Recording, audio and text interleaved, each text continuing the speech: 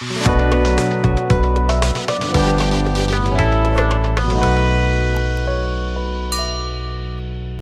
अब ग्रेविटेशन में हम लोग को एगो नया टॉपिक रखना है और उसको बोलते हैं free fall.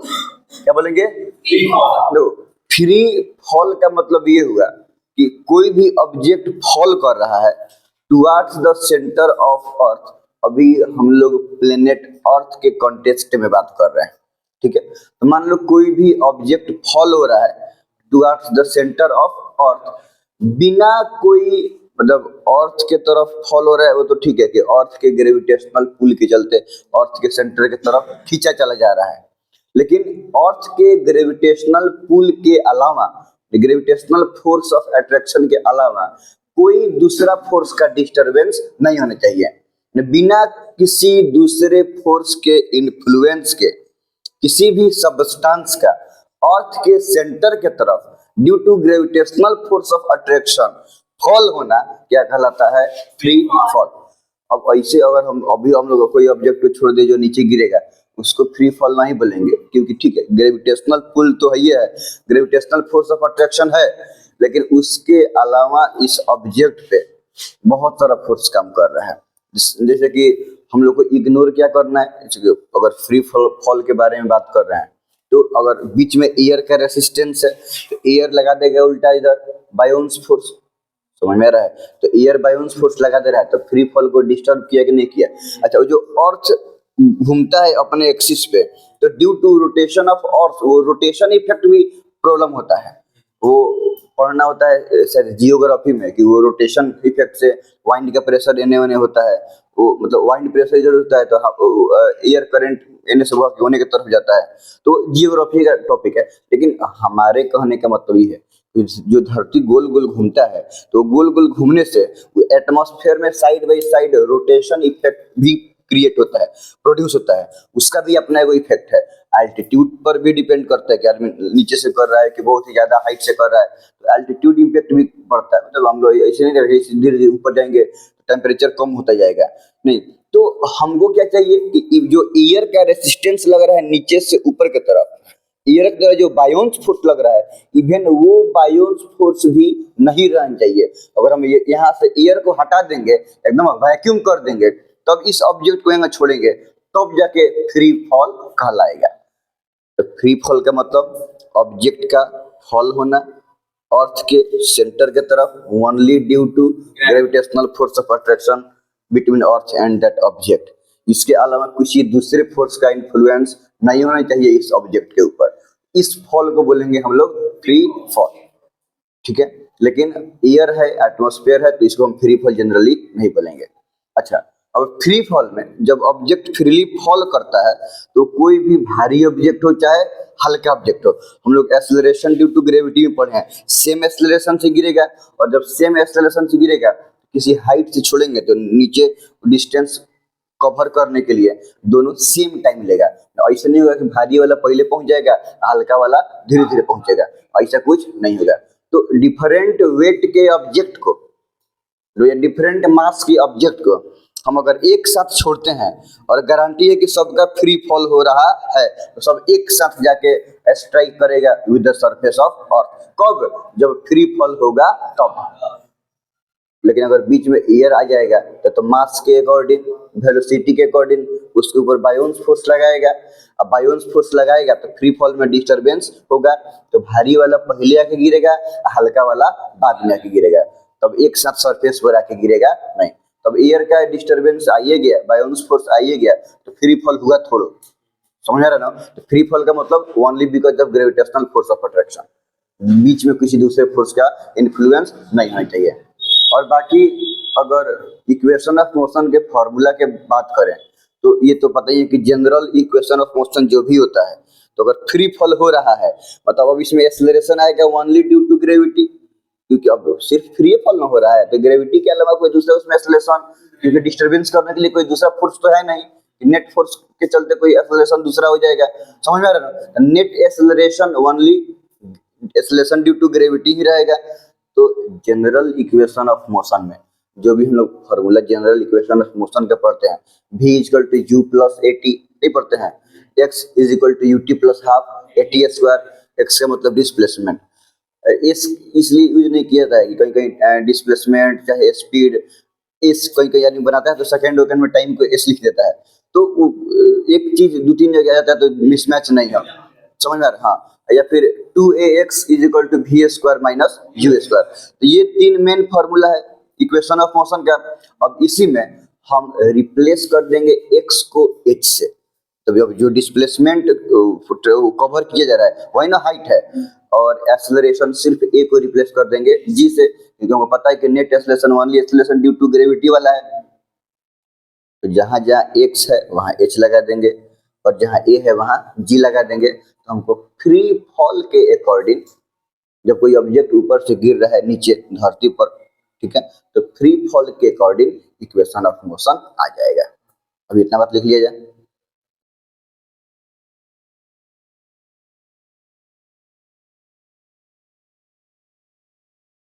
Free fall, the falling of an object toward the center of earth due to gravitational pull, gravitational pull के चलते किसी भी ऑब्जेक्ट का अर्थ की तरफ, और डायरेक्शन किधर, towards the centre of earth, हमेशा याद रखना इधर centre of earth, without interference of any other force. Gravitational pull के अलावा कोई दूसरा फोर्स का इंटरफेरेंस नहीं हो, ओनली ग्रेविटेशनल पुल के द्वारा कोई ऑब्जेक्ट अर्थ के सेंटर के तरफ फॉल हो रहा है, उसके इस फॉल को बोलते हैं फ्री फॉल, ठीक है। During free fall different object of different mass, अलग अलग ऑब्जेक्ट जिसका मास अलग अलग है, falls on the surface of earth from same height. अगर सेम हाइट से अलग अलग भार के टाल ऑब्जेक्ट को गिराएंगे, सब ऑब्जेक्ट अलग अलग मास है, तो क्या है, सेम टाइम पर जाके अर्थ के सरफेस को टच करेगा, ठीक है। Same height falls on surface of earth from same height in same time, ठीक है। On Earth, free fall is disturbed by Bion's force of air, due to which heavier object falls faster than lighter object.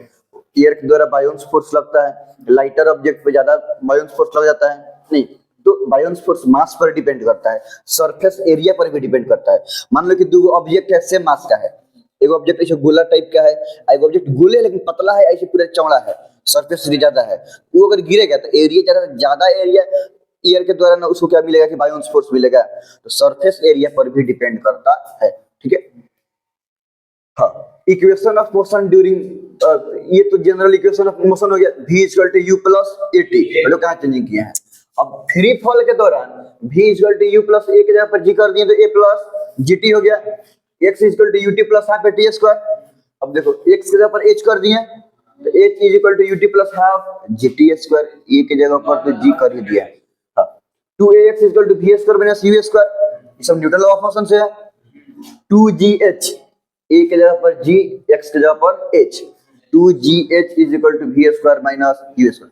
और ये भी free fall के दौरान है, and कब, जब u 0 हो तो सब में u का वैल्यू 0 पुट कर देंगे तो v equal to only gt बच जाएगा, h equal to half gt square.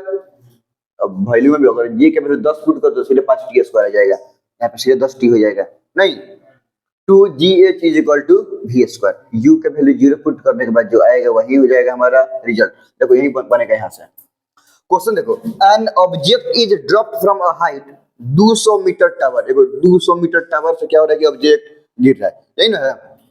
जैसे मान लो कि कोई एगो बहुत ऊंचा 200 मीटर का एगो टावर हो गया, और टावर से ऑब्जेक्ट को ड्रॉप फेंका नहीं जा रहा है, अगर फेंका जाता उसका इनिशियल वेलोसिटी कुछ ना कुछ होता, हम अपना से वेलोसिटी उसको देते हैं, लेकिन आराम से ड्रॉप कर रहे हैं मतलब पहले रेस्ट में है, समझ आ रहा ना, इनिशियल वेलोसिटी हो गया 0 शुरू में।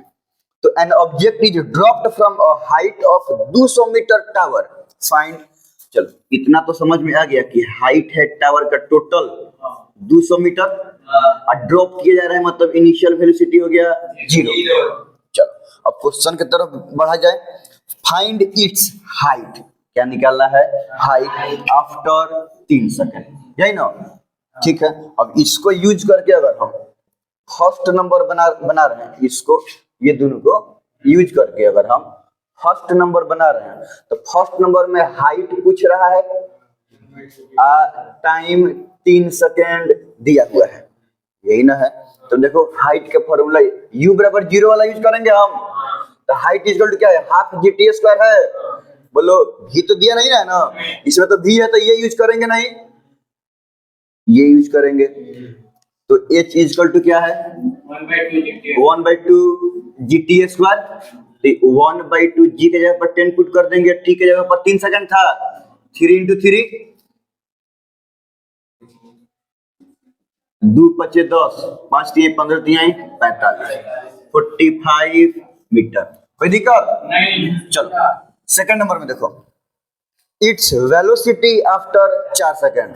हमको इस यूज करना है इसी को, एच इतना वेलोसिटी, वेलोसिटी कितना होगा कब, 4 सेकंड के बाद। और देखो वेलोसिटी वाला है ना, 2gh = v² ना, क्या दिक्कत बोलो, हाइट हो गया, टेंशन नहीं लो, भी यूज कर सकते हैं, आसान है। v = हमको भी ये आसान लग रहा है, 10 × t हो गया, तो 10 × 4 सेकंड था, 4 तो कितना गया, 40 मीटर पर सेकंड। आसान है कि नहीं है। 3 नंबर देखो, 3 नंबर में है, in what time it will cover 100 metre. Time बराबर व्हाट, ये कितना कवर कर ले, 100 मीटर कवर कर ले, मतलब 200 है तो इसका आधा आ जाए, यहाँ से गिर के 100 मीटर क्या होगी ये कवर कर ले, यही ना। चलो हाइट दिया हुआ है, टाइम पूछ रहा है, तो टाइम वाला है ना, जिसमें टाइम हो और हाइट हो, तो h = हाइट का यूज करके टाइम निकालना है, तो वैसा इक्वेशन देखेंगे जिसमें कि दोनों हो, यही ना है, 1/2 GT स्क्वायर। हाइट तो दिया हुआ है 100 मीटर, 1/2 × G 10 × T स्क्वायर, कोई दिक्कत नहीं है ना। अच्छा, तो अब ये हो गया 2 × 5 = 10, ये 5T स्क्वायर = 100 हो गया, इसको इधर लिख देंगे अगर, तो 5T स्क्वायर = 100, T स्क्वायर = 100/5, तो 20 से कट गया, जैसे T बराबर क्या आ गया, √20, √20 सेकंड, ये ना, तो 5 × 4 = 20, 4 का 2 बाहर आ जाएगा, तो 4 का 2 बाहर आ गया, 2√5 सेकंड। मतलब अगर हम इसको ओवरऑल कैलकुलेट करेंगे तो 5 का 2 पॉइंट समथिंग आएगा, 2 दूनी 4 होता है, 3 3 तो 9 हो जाता है, तो 5 का 2 समथिंग आएगा, और 2 से 2 में गुना करेंगे तो कितना आएगा, 4, तो 4 सेकंड 4.5 सेकंड के आसपास आंसर आएगा। इसको उतार लो। हाँ, एक मिनट, कहाँ पे बोलो,